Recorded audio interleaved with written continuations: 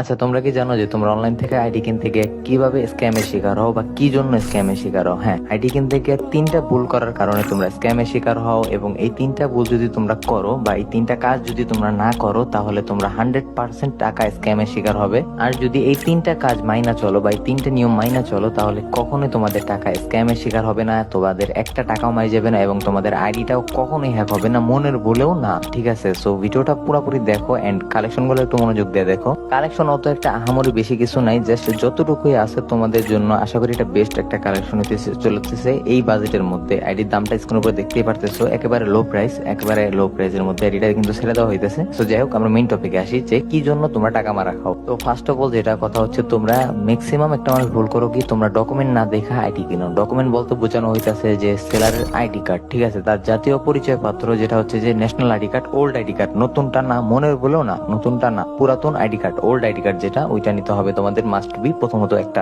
ID কার্ডের, ওই ID কার্ডটা সামনের সেটের পিক এবং পিছনের সেটের পিক, ঠিক আছে। একটা কারণ গেল যে তোমরা আইডি কার্ডের সামনের সেট এবং পিছনের সেট দেখবে, এবং দ্বিতীয় কারণটা হইতাছে যে তোমরা সেলারের সাথে ম্যাক্সিমাম মানুষ বেয়াদবি করো। হ্যাঁ, তোমরা সেলারের সাথে খারাপ ব্যবহার করো, অথবা সেলারের ঘোরাও বা যেসব কাগজপত্র চাওয়ার কথা ওগুলো তোমরা আইসাই আগে চাও না, এগুলা করবা না। তোমরা অ্যাকাউন্ট যখন কিনবা বা যখন পেমেন্ট করবা, পেমেন্টের আগে এগুলো চাওয়ার নিয়ম, ঠিক আছে। এবং তোমরা নিয়মের বাইরে কাজ করো, এবং কি কিছু কিছু কথা সেলার বলে যেগুলো নিয়মের বাইরে, ওই কাজগুলো তোমরা বেশি বেশি করো। নিয়মের বাইরে দয়া করে কোনো কাজ করবা না যদি টাকা মারা খাইতে না চাও, ঠিক আছে। এখন সেলার যে নিয়ম বলবো এটা তো নিয়ম জানোই, তাই না? ভিডিওতে যেসব নিয়মের কথা বলা হয়েছে অতটুকুই, নিয়মের বাইরে কিছু না, এক্সট্রা কিছু করবা না, ঠিক আছে। সো থার্ড, তিন নাম্বার কারণটা হইতাছে যে তোমরা ট্রেড লাইসেন্স দেখো না। এখন বলবা যে ভাই ট্রেড লাইসেন্সটা কি? ট্রেড লাইসেন্স তো আমরা চিনি না। হ্যাঁ, ট্রেড লাইসেন্স তোমরা অনেকে চিনবা না, তোমরা যারা বারবার স্ক্যাম শিকার হয়েছো, তোমরা ট্রেড লাইসেন্স কখনো চিনবা না বা চিনার কথাও না। ট্রেড লাইসেন্স হইতেছে একটা সেলারের মাথা বা একটা সেলারের তোমার ইন টোটাল তার পরিচয়, ঠিক আছে। একজন সেলার বা একজন ব্যবসায়ী,